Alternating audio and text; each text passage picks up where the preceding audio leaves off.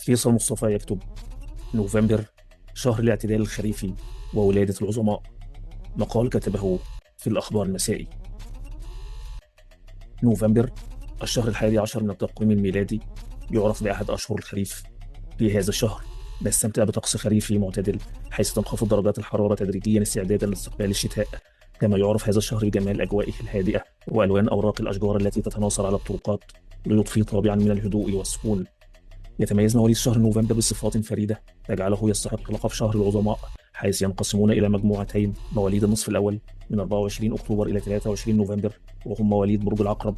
يتمتع مواليد هذا البرج بالثبات والطموح والعقلانية، ويسعون دائما للوصول إلى الحقيقة. هم بارعون في القيادة، مخلصون وشجعان، ويقدرون الصداقة ويحرصون على الحق والصواب. أما مواليد النصف الثاني من الشهر من 24 إلى 30 نوفمبر، فهم من أصحاب برج القوس، ويتميزون بالحيوية والتفاؤل والمثالية.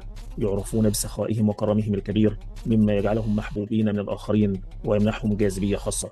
في هذا الشهر ولد العديد من الشخصيات العالمية التي تركت بصمتها في مجالات السياسة والفن والثقافة.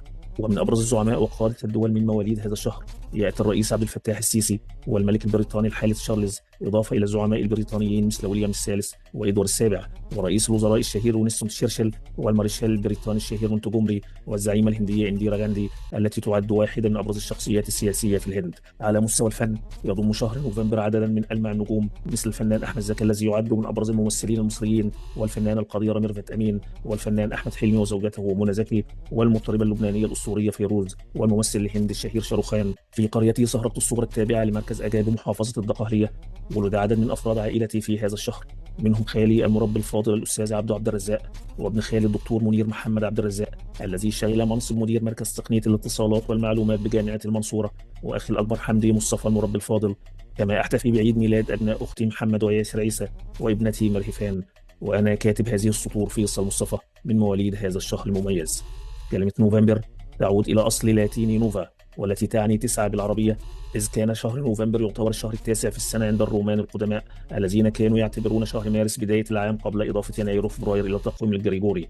ويعرف نوفمبر في بلاد الشام والعراق باسم تشرين الثاني، وفي المغرب بنوفمبر. باختصار، نوفمبر هو أكثر من مجرد شهر في التقويم، فهو يحمل طابعا خاصا ويحتفل بمواليد تركوا بصماتهم الخالدة، مما جعله جديرا بلقب شهر العظماء. فيديوغراف لمقال كتبه وقرأه عليكم وأعده للنشر فيصل مصطفى.